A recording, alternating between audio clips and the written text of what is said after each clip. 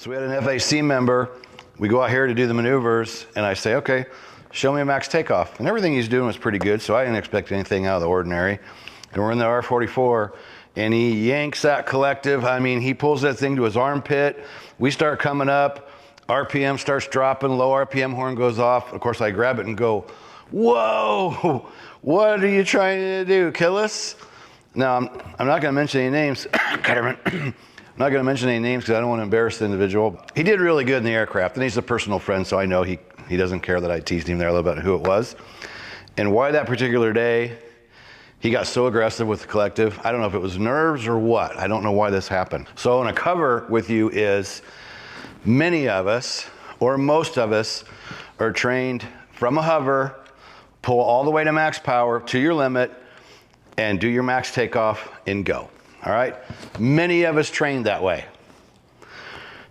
However, I want to tell you about something I learned in EMS. So at that point, I had over 2,000 hours, been flying however many years, and I originally in EMS flew the BK, powerhouse, all the power you needed to muscle out of anywhere about any time. A couple of years into it, I switched to another base and started flying the earlier model, the EC-135.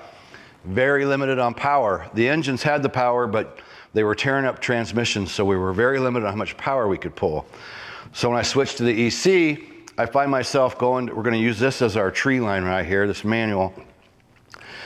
You'd pull to max power and you'd be coming up on a hot day, summertime, maybe the patient's heavier than what they told us because we try to go with the amount of fuel we need. So you'd end up somewhere where you have a patient heavier than expected, hot, humid day, you go to get out and you get almost to the tree line or the building or whatever you're trying to clear and you're out of power and the helicopter won't climb anymore. So standard thing we would do, we'd set back down, burn fuel for a few minutes, try it again. Or you could try to offload equipment, but you'd have to redo weight and balance real quick. So there was a couple options there on what to do, but that was a very common thing.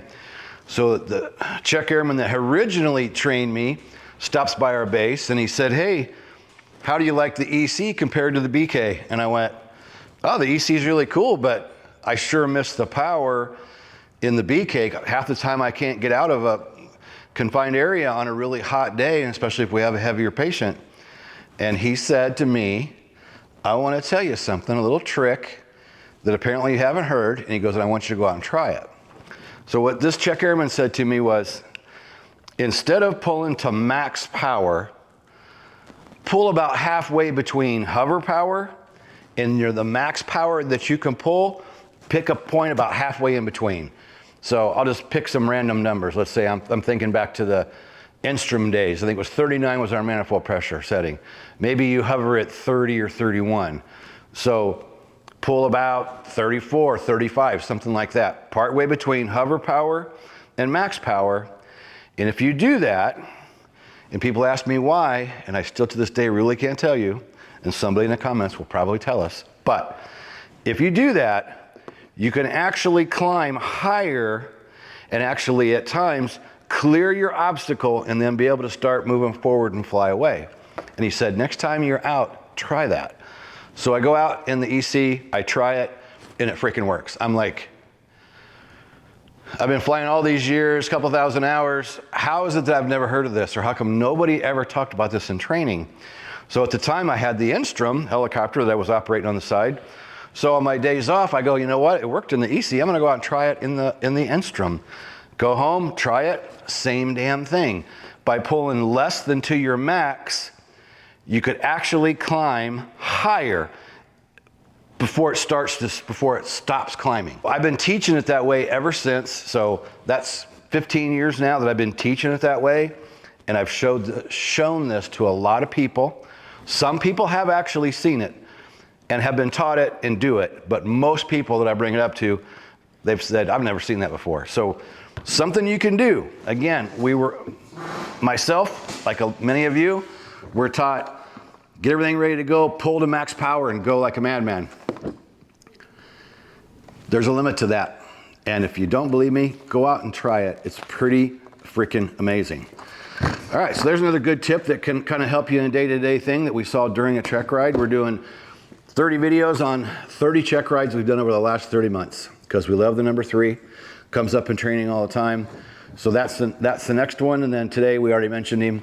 It's Todd Ketterman. We'll mention him for his second time in these videos. He first did his commercial with us, and then came back and did his CFI with us. And then came back and did his SFAR sign-offs, and he's been a bunch of videos with us, and we've done some interviews with Todd. So he's been a good sport and a good friend, and we've enjoyed doing his check rides. And Todd was super sharp, did really, really well on his check rides. Why he got so aggressive on that and max takeoff that day is beyond me. Do us a favor, subscribe to the channel, click the bell so you'll be notified of the other videos we got coming out. We're about 8 videos in, I believe. We're like about 8 of the 30 check rides.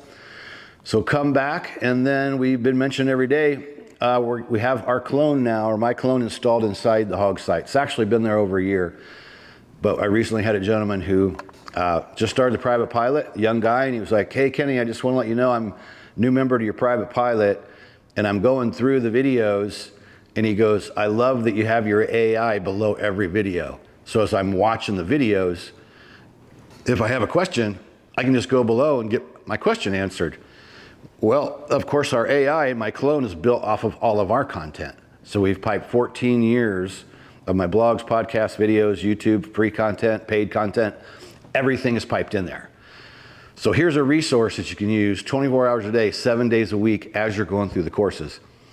And also you can use it free. Anybody can go there right now and use it directly at askhogs.com. Get your helicopter training questions answered 24 hours a day, 7 days a week. We'll put a link down below for that. And yeah, that's all I got for now until we get to the next video. See you tomorrow. Peace out. When you feel the pressure to fly, but know the right decision is to stay on the ground, hit the H.O.G.S no-go and live to fly another day. Helicopterground.com